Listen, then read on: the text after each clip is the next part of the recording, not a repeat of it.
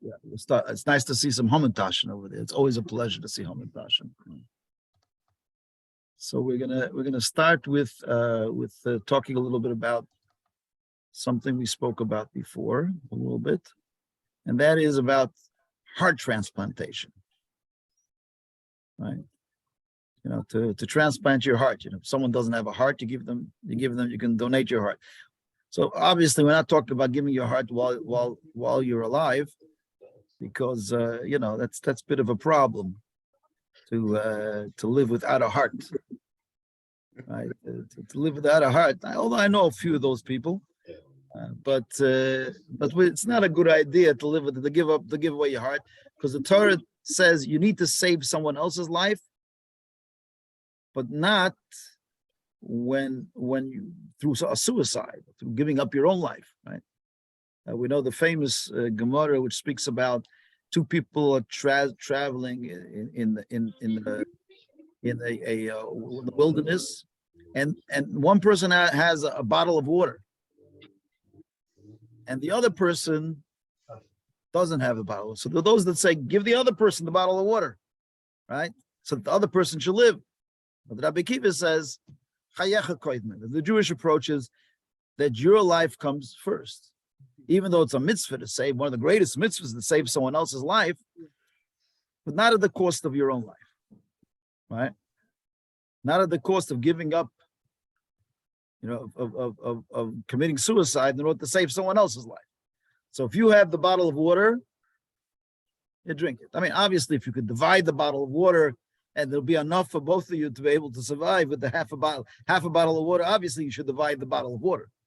But if it is the hypothetical question that only one of you are going to live, your duty is first to take care of yourself, because you have a mitzvah to save a life, right? Which that applies to the other person and to yourself, right? And your own life comes first, because you have another mitzvah to take care of yourself. Hashem says that you shall be healthy. You should take care of yourself. So for yourself, there's two mitzvahs. One is saving a life, and one is taking care of yourself. And the other person is just a mitzvah of saving a life. So you say, Rabbi Kiva said that two people are in the wilderness. There's only one bottle of water. Keep it for yourself, if you have it. So that's it. So to give up your heart to save someone else's life, right? You know somebody else, even if it's a younger person. A lot of times that's a question. I have an old man, old geezer. He says, I have another year to live, maybe a few years to live. A little young, strapping teenager, I'll give him my heart. He'll live who knows how many years, right? So we say it's still, you still say that your own life comes first before someone else's life, even if it's many years. You can't make a cheshbon how many years the other person's going to live. You can't say, well, you're just going to live 2 years and the other person's going to live 80 years. So maybe you should give up your heart.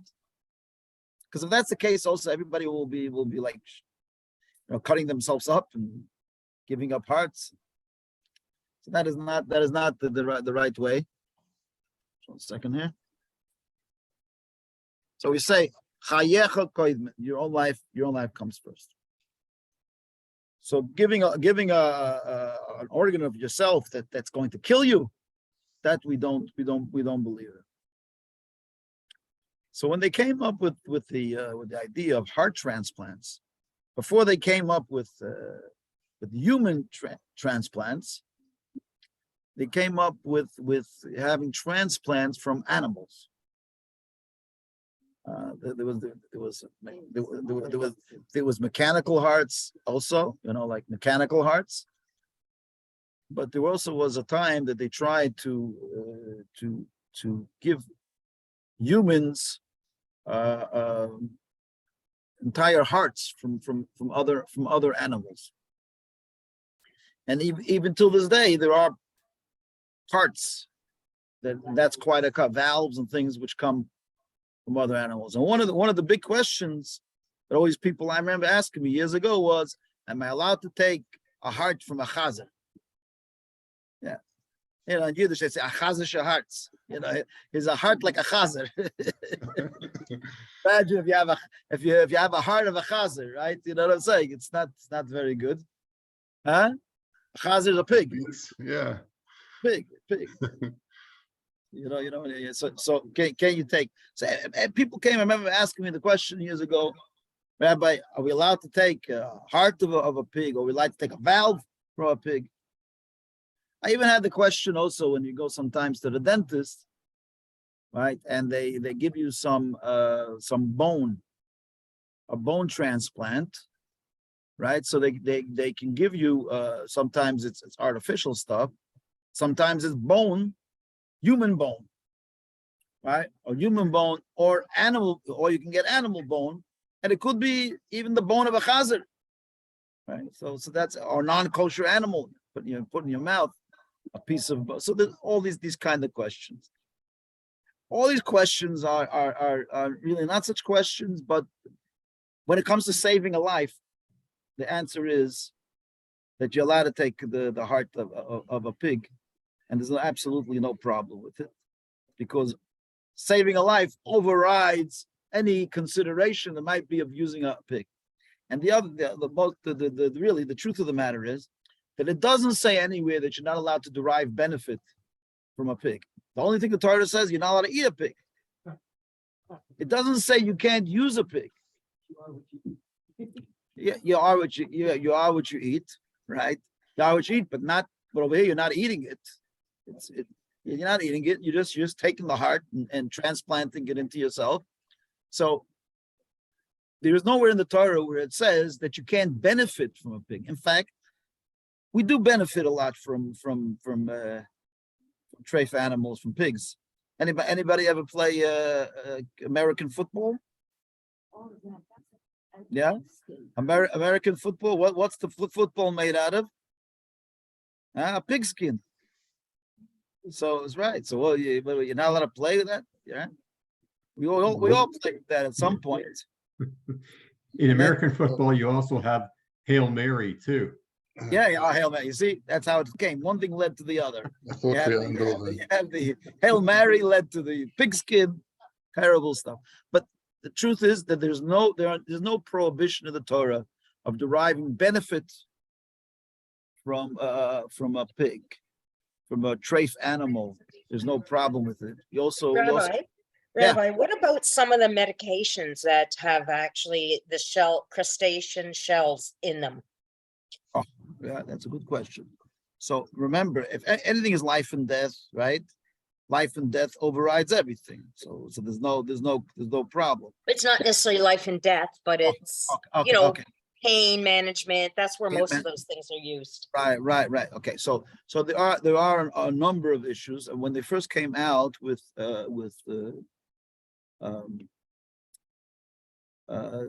gelatin. Gelatin is made out of the bones of animals, right? Yeah. The hard bones of animals. So there were many that said that gelatin should not be used because it comes from not necessarily kosher animals. Others argued, they said, no, the Torah only says you're not allowed to eat the skin of the animal or the meat of the animal. But it doesn't say anywhere that you can't eat the bone of a non-kosher animal. Torah says, from the meat you shall not eat. But the bone, okay, so there is like bone, like soft bone, that maybe you would be allowed because it has like marrow in it, it's edible stuff. But the hard bone, most poskim hold that there's no problem with it at all. And they said that's where gelatin comes from. But more than that, even if a piece of meat got stuck onto the hard bone, and so that could be a problem. But they said because it is so processed, it is processed to such a large degree. It's more than the 160 rule. Something which becomes inedible, not even to a dog. It's not a foodstuff, and then you re-enter it into food by creating a medicine out of it. So it's not a problem. So some felt that with the gelatin, because it's actually becoming a food, it becomes part of a like Mentos or jelly things like Yeah. Like gives Jello. Jello. It's like Jello, right? Jello is a good example. Right, but the kosher Jello doesn't have any Right, Jello. that's fish gelatin. Right, fish gelatin. You'll see they make the fish gelatin. They also had another kind of gelatin which is called kogel, which is made out of kosher animals. So it's made but everyone agrees that it becomes part of it. It's not considered meat anymore if it comes, but as long as it comes from a kosher animal. But that's I've when never it seen that. becomes food stuff. But we all know that most medicines that we have come in a capsule. And the capsule is made out of gelatin, right? So even though the rabbis said maybe the gelatin that's put back into food is prohibited, even though it was already so processed that it's not anymore food, but because it's re-entered into food stuff, it's considered. Many rabbis felt that it shouldn't be eaten. So there's a debate about gelatin for regular food between the rabbis in Israel and the rabbis in America. The rabbis in Israel, very halachically sound rabbis, hold that it's okay. You can use gelatin. You'll see it says on some of the products from Israel, it says it is permissive for those that eat gelatin. You'll see that it says on the Israeli product. But in America, the rabbis, with many of the great rabbis going back 50, 60, 70 years ago, they felt that it's not kosher. But that's an issue about gelatin. But going back to where we came from, we're talking about when we speak about medicine. Okay, so if it's to save a life, for sure you're allowed to. But even if it's not to save a life, since the food has been so processed that it becomes not edible anymore. I mean, edible for food, so it is permissive, and therefore almost everybody will have their medicine in even if it's not a life-saving medicine, we eat it in the capsules. Yeah, capsule. I also heard with the gel caps, because you're not really eating it, you're just swallowing it. So it's not right, exactly. So that's also right. So some say that if you swallow it, that's a little bit less too. But I used to have some crazy friends in yeshiva with days. They used to take the medicine out of the capsule and put it in tissue paper and swallow it in tissue paper. But you know, this squat gezinta mashiga. 99% of all rabbis will say that even if it's not for life saving, it's 100% okay to have the capsules. You know, there's a lot of questions vis-a-vis this with Pesach and Chometz and all that. There's also a question with a lot of the medicines that you eat on Pesach. Some of them have starch in it, right? There's like starch in the pills. A lot of the pills have starch in it, so Pesach you're not allowed to eat chometz, but it's already so removed from food that even like an animal wouldn't eat an aspirin on Pesach. That's the idea. So going back to where we came from, which I don't remember even where we came from. We're talking transplants. So, right. So transplants. So you're taking a pig and you're putting it into the person or a valve, or it's absolutely no problem at all, because first of all, it's to save a life, so that overrides everything else. The second thing is that tray food is you're not allowed to eat it, but you're allowed to derive benefit from it. Milk and meat, for instance, is different. Milk and meat, the Torah says, not only are you not allowed to eat it, you also can't derive any benefit from it. That's why it's a challenging thing for a religious Jew to own, let's say, a McDonald's where they sell milk and meat products like the cheeseburgers, right? So because the Torah says not only can't you eat it, you can't derive any benefit from it. Same thing is also chometz on Pesach.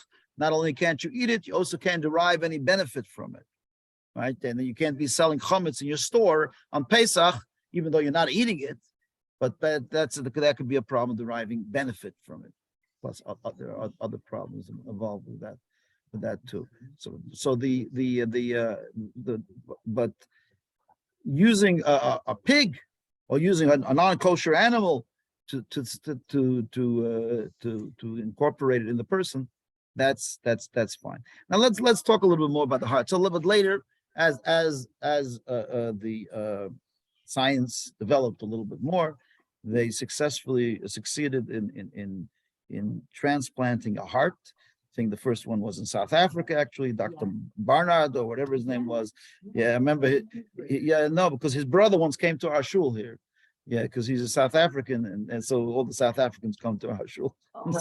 So he came. His brother came. I think they're not Jewish, but they're very close to the Jews. All their friends are Jewish. So he came to our shul with some of the friends on a Friday night service. The brother, Barnard's brother, came here. He's also a doctor. So, yeah, right. So the problem with the heart transplants is, and this is what, when it initially came out, everybody was like going crazy about it. So Moshe Feinstein wrote in one of his earlier tshuvas, later he maybe retracted a little bit, but in his first responses on the subject, when it first came out, he says it's a double murder. He says it's a double murder. Then he changed his mind. Even in the next response already, he said no. But why is it a double murder? Okay, the one murder is the question is the person that gives the heart. Right? Remember we spoke about it last time. The question is, when do we consider the time of death? Right. So if we consider time of death to be brain dead, as the new modern science seems to be going in that direction, if we go according to brain dead, then you can get the heart from a person who, let's say, was in a car accident. They're brain dead, but the heart is still pumping. It's fresh. You can transplant it across to another person and save another life. There are those that say and still maintain till this day that no, the heart is still pumping, so the person is not considered totally halachically dead. So you're not allowed to give that heart, and that is an issue of taking a heart from a living person. So there's some people that are like very, very strongly against that the idea of transplant. So that is the one possible murder. Remember, we spoke about that. We're not going to go so much about that. But the other murder that he spoke about was a possible murder is the person that you're putting on the operating table. What's the murder there? The person that's on the operating table, they had a heart, albeit a failing heart, but they're still living. And when you put them on the operating table, you pull out the heart and you connect them to machines, to the heart-lung machines that keep them going throughout the surgery, right? And then you bring them back to life. You bring them back to life when you give them the new heart from the other person, right? So Moshe Feinstein said it could be a problem because basically, technically, you're pulling out a heart out of the person, even though you're keeping them alive to some degree, but it's not naturally. It's artificially with the machinery. So it might be an issue, a question of killing a person. Okay, but the Moshe later in the next response said it's not the case, and he brought a Gemara to prove that if you kill someone and then you bring them back, and you're going to bring them back to life, right? It's not considered murder. In other words, if you're like some kind of a great doctor, and you can pull the plug on someone and put them back together again, is that considered a question of murder? Because murder it's a technical thing, right? So if you're pulling the plug on, you pull a plug on someone and you put the plug back in, okay, is that allowed? And that's basically what happens in the heart transplant. You pull a heart out of somebody, they're alive, and you connect them to some machines, and then you bring them back to life when you give them the new heart. So he brought a Gemara, a very interesting Gemara. I thought I'd just share it with you. It's Purim next week, right? So I thought this is a Purim Dike Gemara from Masechta Megillah, and this is a very interesting Gemara which talks about people dying and coming back to life, killing them, coming back to life. Okay, so let's give a look at the Gemara. So this is a very often quoted Gemara, Many people say this is it's just a metaphor, it's just hyperbole, but if you look at it literally, it could be a key to the question we're looking at right now. So the question we're looking at right now is, are you allowed to put someone to death if you know you're going to bring him back to a better life thereafter? That's really the question over here, right? You take a person, you take their heart out, and you say, okay, it's okay. You're legitimizing that. You're legalizing that. You're saying that is permissive because you're going to. I mean, logic says that, right? Everybody will say that's logic. You're going to give the guy a better life. Why not? But for those few hours, right? You've taken the person from natural life to artificial life, to being alive only by machines. Yeah. Okay, so let's give a look at this Gemara, and this Gemara gives us a little bit of clue to it. So we say, now remember we're learning this is a Gemara class, so let's give a look at our Gemara. I'm gonna take we're gonna do a screen share. You ready for that? Share screen. It's coming up. It's coming up over here. Yeah. Boom. Okay, here we go. Share. Okay, can you see me, guys? Yes. The Gemara? Yeah. Okay, here we go. Okay, I'm going to read it in the Hebrew, and then we'll look at it a little bit in English. But first, we're just going to look at the top of the page so we know where we are in the Talmud. Joyce, you know which tractate we're looking at? Rishon. No, Megillah. Always the left-hand side that's the name of the tractate. The tractate is Megillah, right? We know what's a Megillah. A Megillah is the scroll that we read on which holiday? Correct. So you see that's the name of the Masechta. On the right side is the name of the tractate of the chapter, which is on the right side, Megillah Nikras, on top of the page. The Megillah is read, right? It's the laws about reading the Megillah. And which chapter of Masechta Megillah is this? Perek Rishon. Yeah, Rishon it's the first chapter, right? And you see the number over here on the side of the page. What number is the page? 14. Right. So that's in the Gemara language, it's Zayin Amud Beis, 7b. 7 times 2 is 14, right? It's the 14th side. So it's Zayin Amud Beis. It's the second side of page 7 of Tractate Megillah. Okay. So we're going to go down a little bit. There we go. Over here. Now we're going to look at this Gemara over here. So this is, if we go down from the top of the page, 1, 2, 3, 4, 5, 6, 7, 8, 9, 10, 11, 12, 13, 14, 15, 16, 17. 17 lines from the top. But I'm going to show it to you with my pointer here. You see it there? I'm just going to see if I can find my pointer. Who's your pointer over here? I don't know where you're going. Where's my pointer? Oh. Hello. Why can't I find my pointer? Ah, there it is. I see this. It's my glasses or something. Oh, there we go. Okay, I see my pointer finally. Amarava. You see that? Amarava? Can you see where I'm pointing at? Yeah. Yeah, you see it? It's not so clear. I don't know why. But Amar Rava. Rava said. See that? Amar Rava. You see it? Oh, yeah. Show it to over here. Amar Rava. Rava said. Okay, can you guys all see it over there? My pointer? Yeah. Yeah. Amar Rava.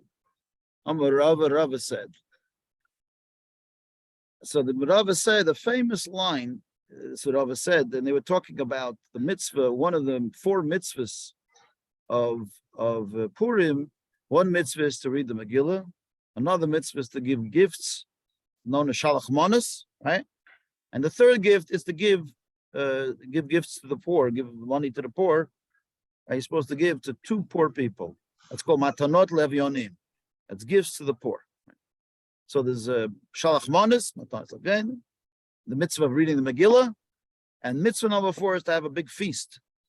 And the Hebrew word for feast is Mishta. Mishta is a feast. It's a feast which is associated a lot with drinking, especially on Purim. So this is the source for it.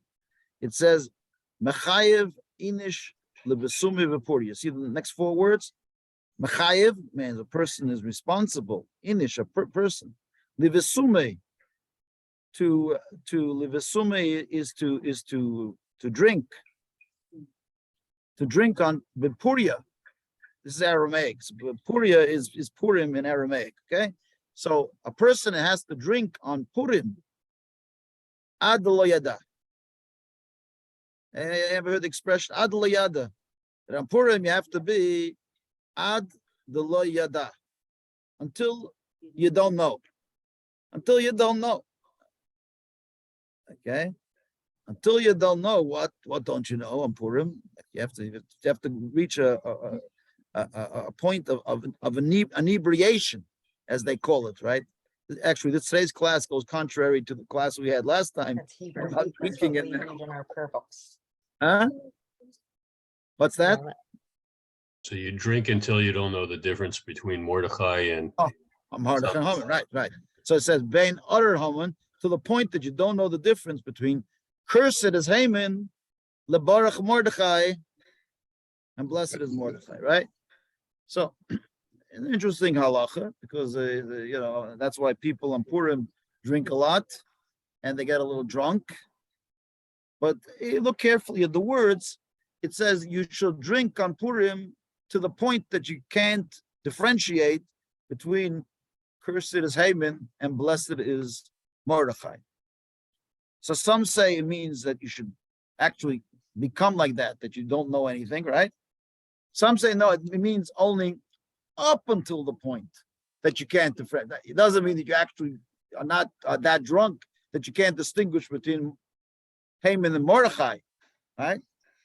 That's a little bit too much. Some say it means only until the point. Like until means not inclusive of. That's the asked question. In Hebrew, there's a question when it says ad va'ad b'chlal. When you say ad means until something, does it mean that you have to go into that state, or it means just like you're on the periphery of that, you're on the perimeter of that? Ad means up until, but not including. Up until, but not inclusive. Right? So hopefully that's what it is, because it's pretty hard to reach to a point that you don't know the difference between cursed is Haman and blessed is Mordechai.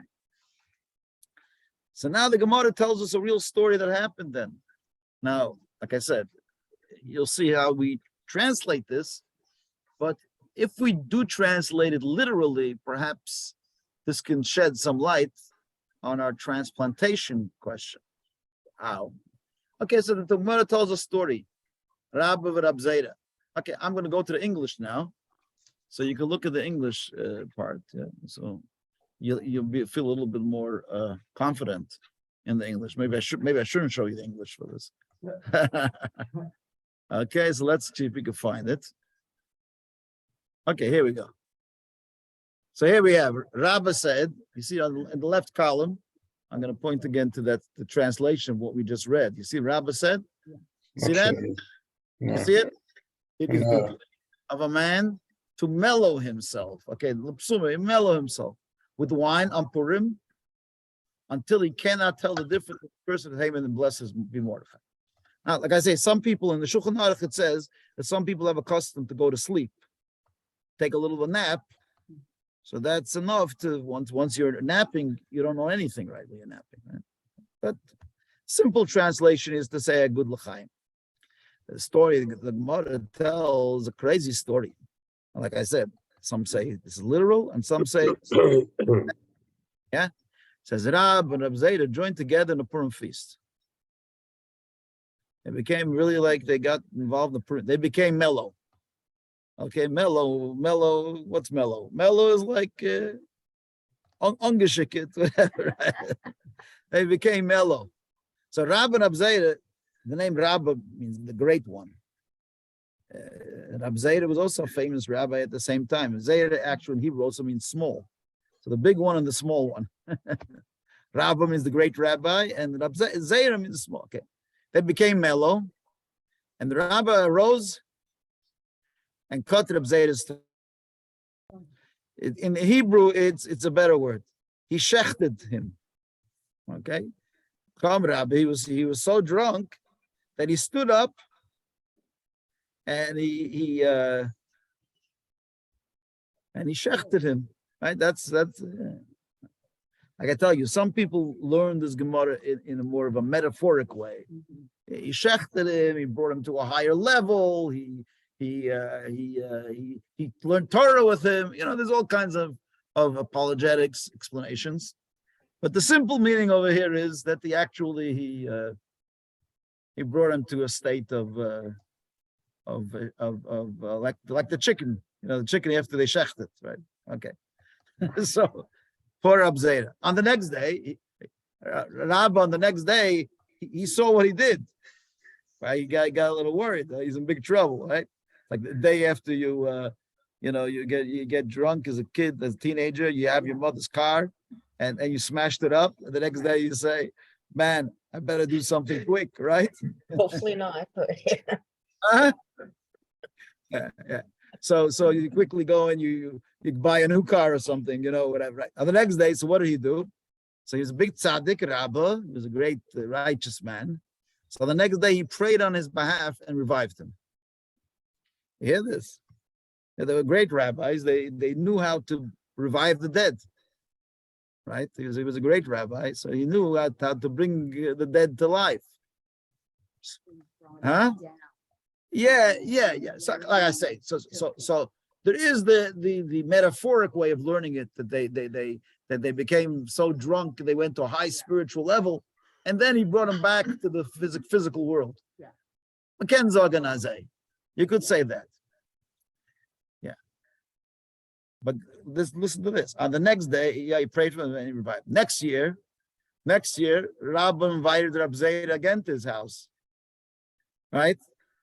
Next year, he said, "Will Your Honor come and we will have the Purim feast together?"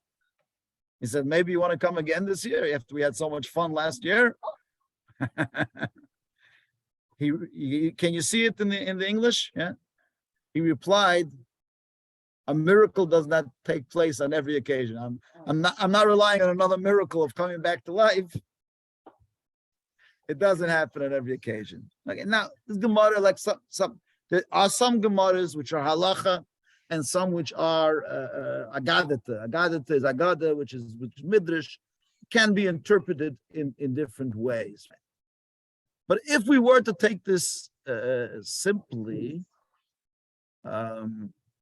question is he a rabbi? How did he murder? How did he murder the other rabbi?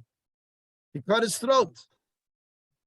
So you could say one answer could be, he was such a great, he had such great powers. He knew he would bring him back to life.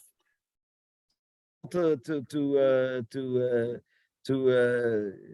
give him so much whiskey until his liver or whatever happened, and then, but he knew he could bring him back because he was a great rabbi. So Moshe Feinstein actually brings this. That's what it is. The battery is running low. What does it mean? Huh? Oh man, thanks for telling me.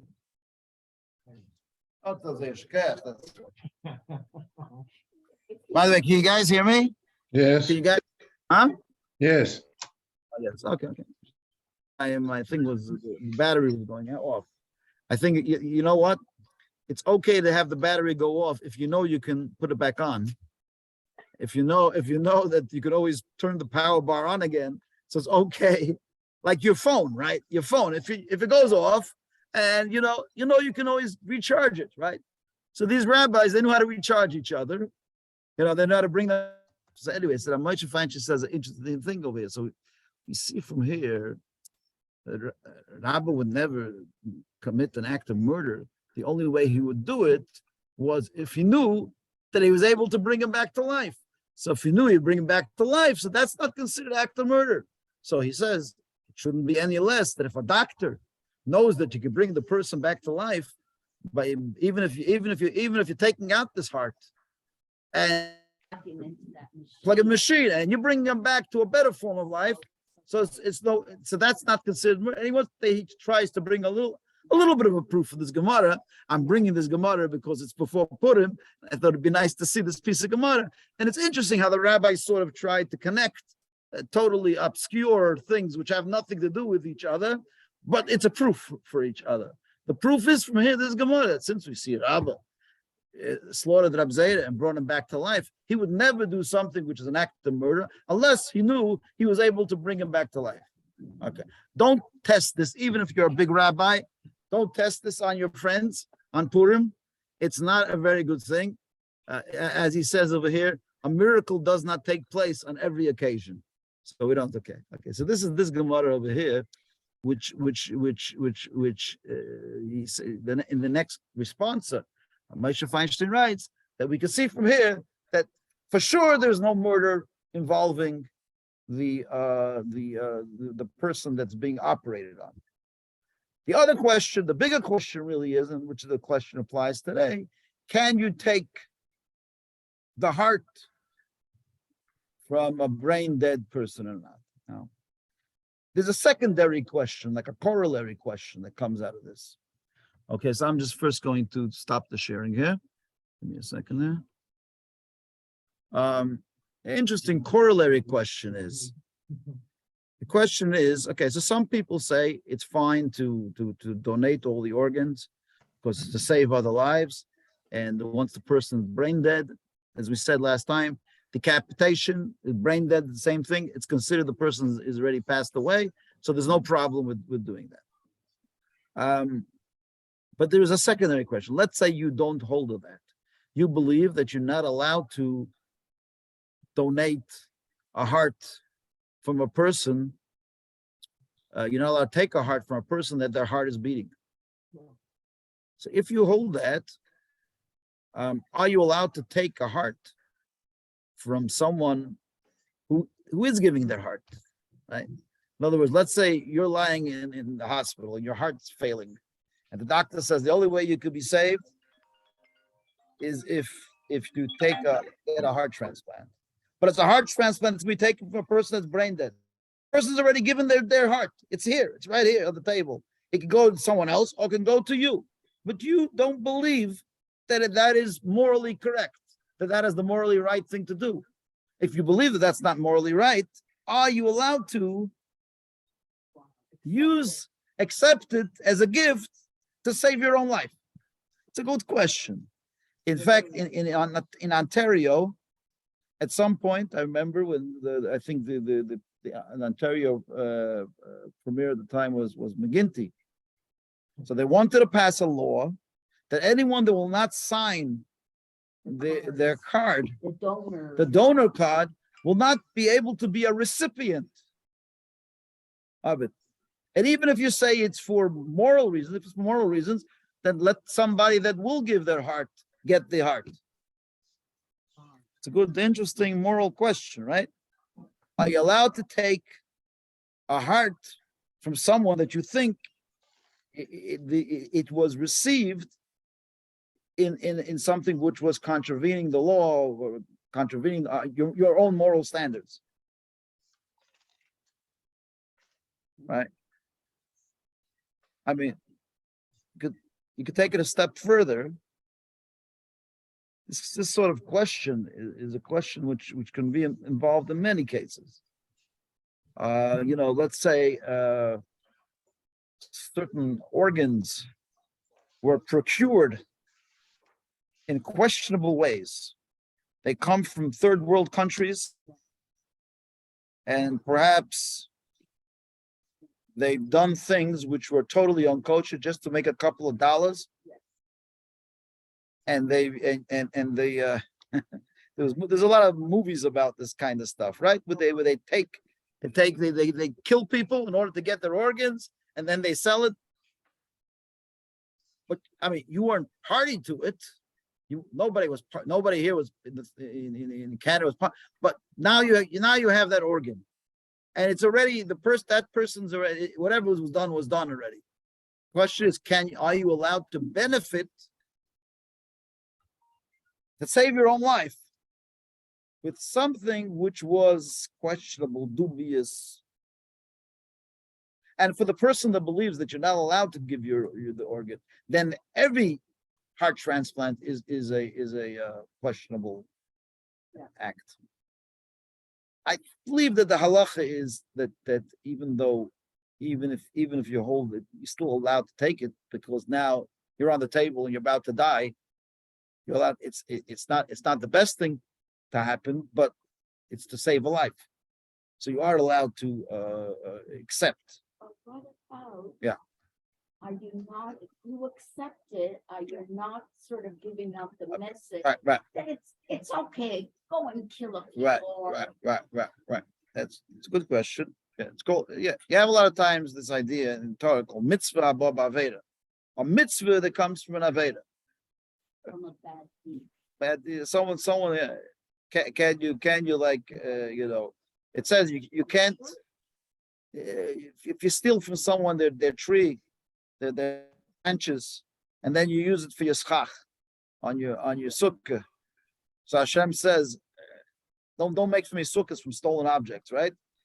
It not only you're not allowed to, but it's considered a heinous abomination by Hashem. Hashem says it's abominable to sukkah. I don't need a sukkah that's you stole the planks, you stole the that's called a mitzvah, which comes through Aveda. But there's another question. That's about whether you should. So Hashem says, don't do these kind of mitzvahs. But over here, we're talking about saving a life, which is of the highest order. So maybe it's questionable. Now we have there's a lot of offshoots of this crazy question, which really we could do a whole on it. And that is the question. Let's say today, a lot of science we have today because of Nazi experiments. Okay, in Auschwitz, they did a lot of experiments. A lot of scientific findings have come as a result of that. They did things on twins. They did all kinds of crazy experiments. Are you allowed to benefit from those experiments? So obviously this question, one question is if it's directly from it, or it's just a knowledge that we have already generations later. Maybe it becomes already kosher after a longer period of time. This is a whole subject. We can go further, but in this case for sure, I would definitely recommend the person take the heart, since there are different opinions on the brain dead and the heart. So in that case, different than the case of when they murdered somebody. Okay, I could draw a clear distinction, since there are many great teachers that say the brain dead is enough. So it's enough to allow that person to save their life, take that heart. I would definitely recommend to the person to save their life, even though they themselves wouldn't give their heart. Anybody have any questions on this one?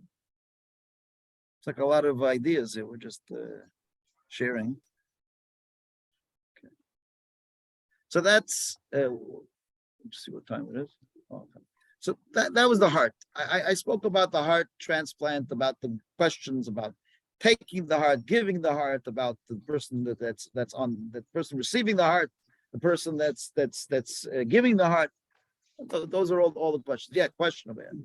Is this more or less justifying the Torah, or is this more or less justifying like maybe words from the Bible? It's both. A little bit of both. That's a rabbi's answer. A little bit of both. So like one step. Yeah. Correct. So there are other questions about giving from a deceased person. What are the issues by giving from a deceased person, a deceased body? Now we know as Jews, one of the greatest mitzvahs is to bury the deceased. To bury a person, and once a person dies, we know how important it is that the person receives a proper burial, and they're buried as is, and we do not take apart the body. Now there are three issues here involved with taking an organ from a dead person. Maybe even a fourth issue. The three issues are as follows. it's 3 mitzvahs in the Torah.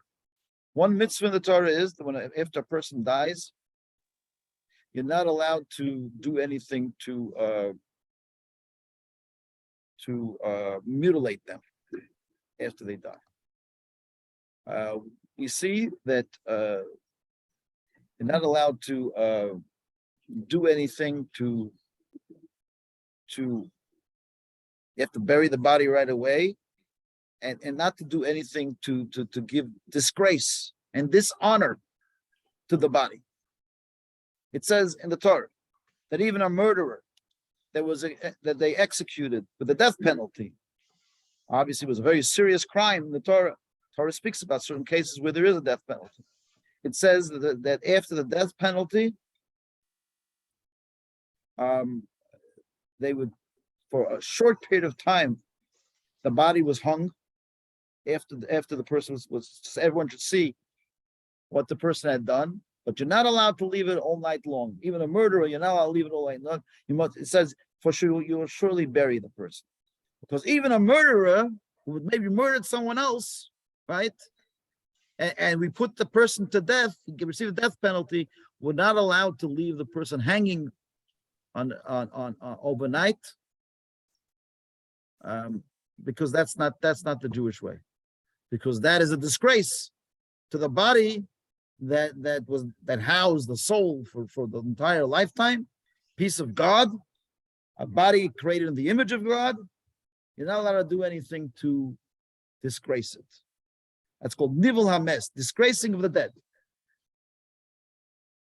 So that is one of the reasons why we're not allowed to do autopsies and to cut up the body and to do things like that, because that's disgracing the person. The person is dead, you have to bury them, and that's it. But you're not allowed to do anything to disgrace them. There's another law in the Torah which says that you're not allowed to derive any benefit from the body after the person dies.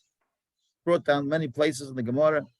You're not allowed to, you're not allowed to have hanoah, you're not allowed to have and derive any benefit, let's say use their hair or use their skin or anything like that.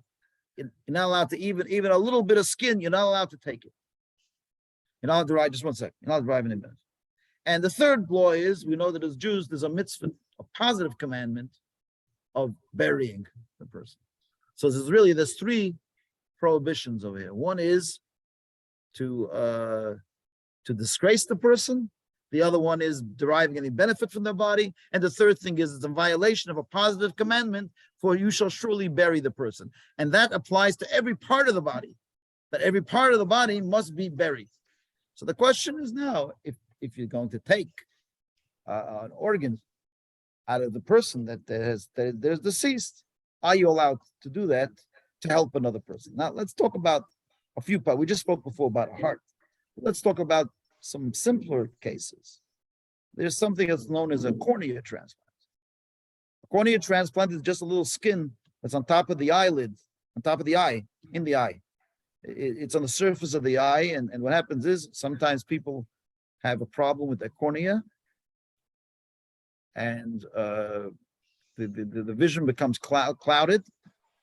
Cornea becomes clouded. The cornea is like a skin that's on top of the eye, and it becomes clouded to the point that the person becomes blind. It leads to blindness.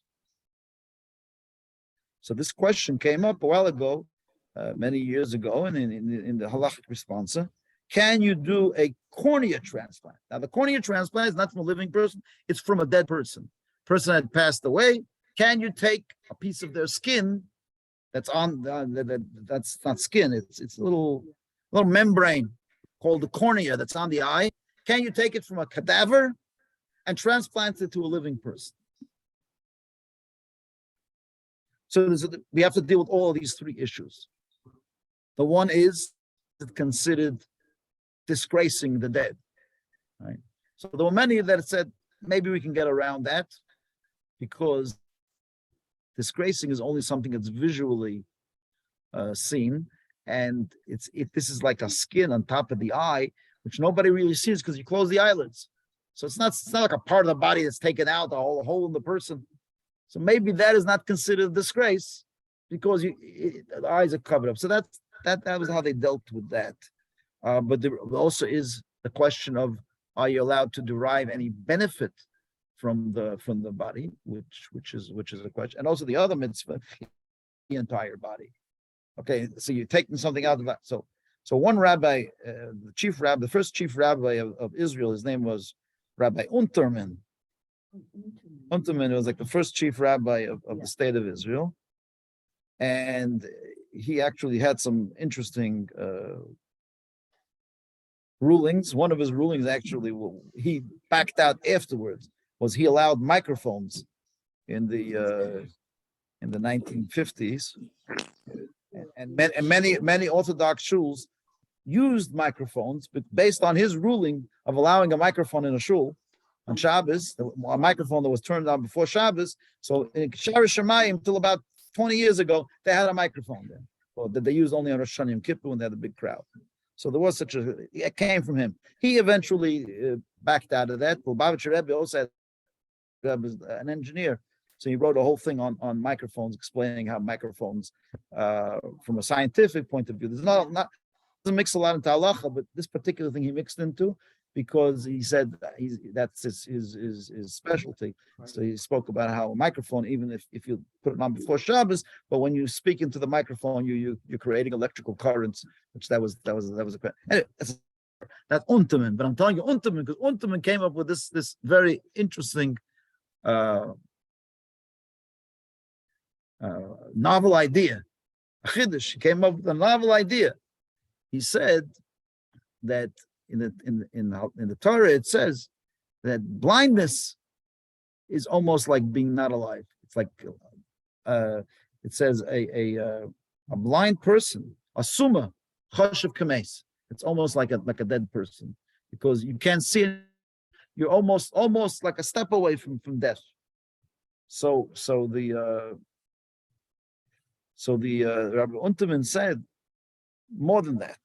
He said a blind person, when he walks on the street, a car can come and hit them. So there's a great danger to the person's life, grave danger to the person's life.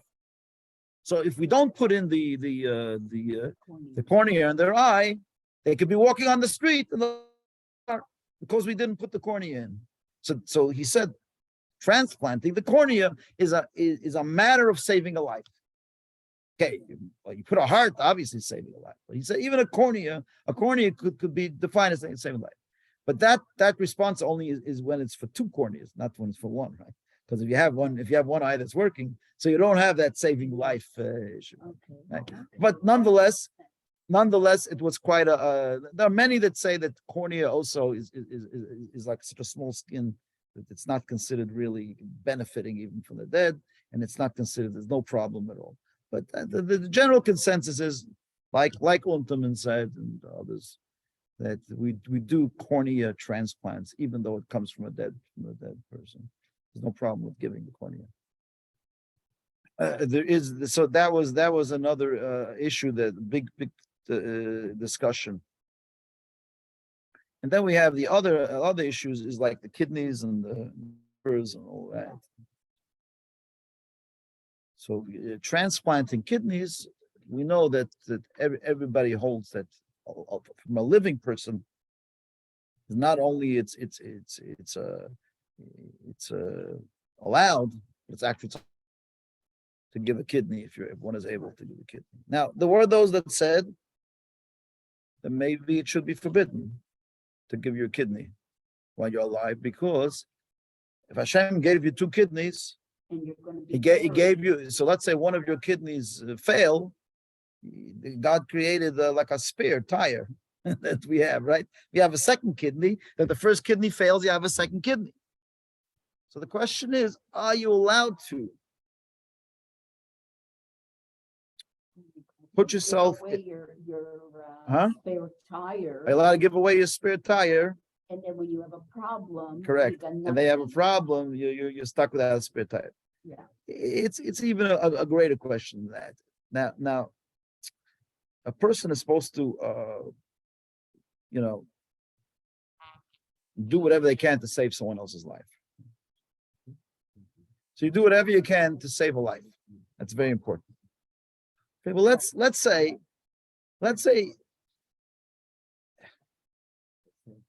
you can't swim so well. You can't swim so well. Right? It's a mitzvah to go save someone that's drowning. Is it still a mitzvah to go if you might, the guy might pull you down, right?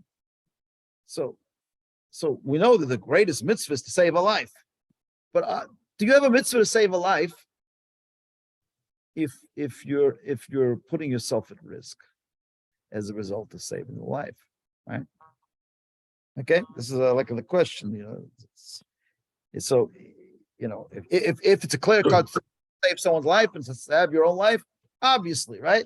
So like I say, if there's 2 bottles of water, you give the second bottle of water to the other guy, everybody says, yeah, of course, right? Well, let's say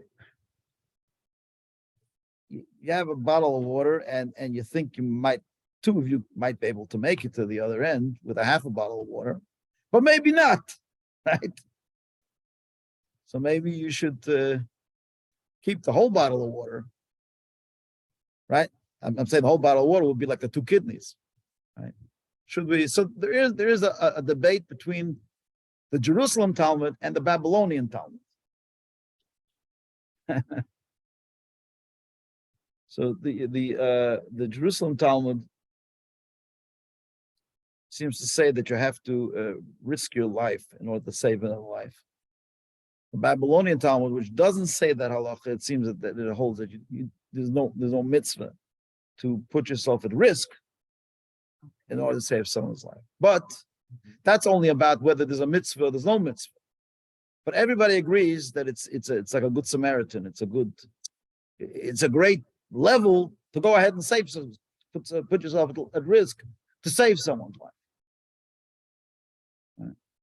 Like even the Rabbi Akiva that says you should keep the bottle for yourself. If you gave it to somebody else, you still would be a tzaddik. You'd be a great person. It's not you're a fool. But didn't you then go against Saving what your primary thing is, right? Yeah. Right. Just still, it's like we have in the Torah, it says that you don't have to give up your life only for 3 things. 3 things: murder, idolatry, and adultery. Those are 3 things you have to give up your life rather than. But what about, let's say, eating a piece of chazer?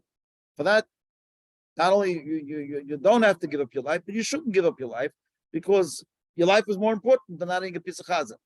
But nonetheless, we find many people during the war and all that, they couldn't get themselves to eat a piece of chazer, and they died with a piece of chazer in their hand. Right? They found them the piece of horse meat.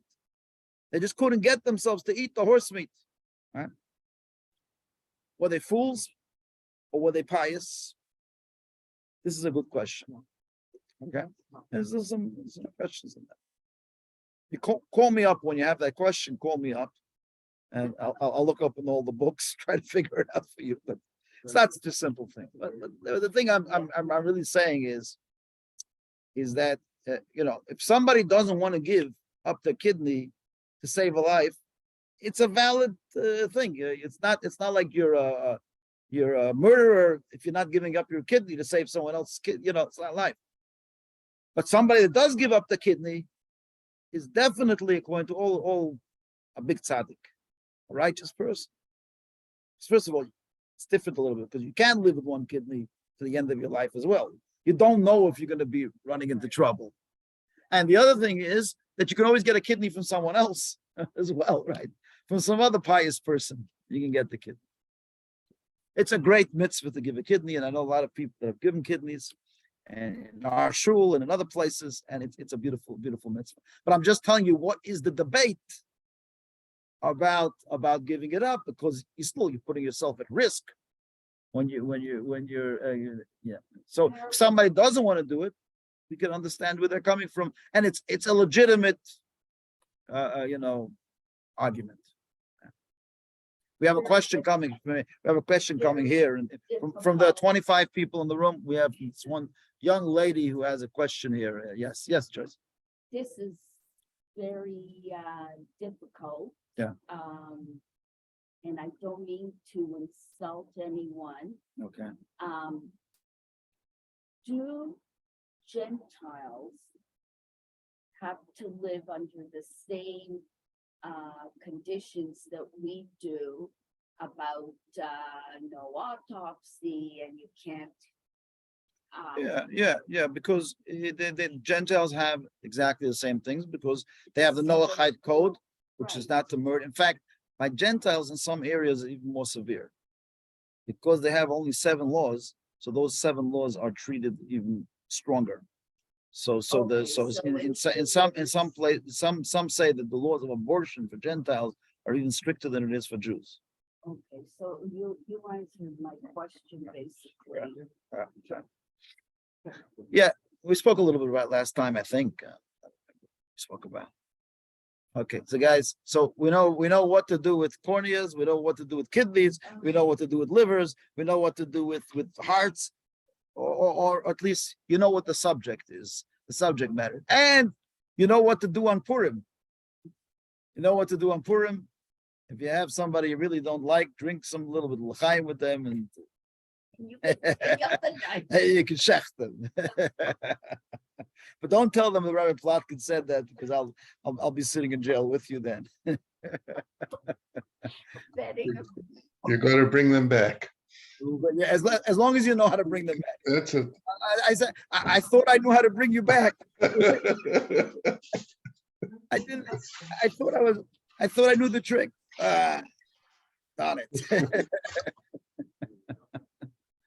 Okay, Chevra, have a good Thank you a very freilich and Purim.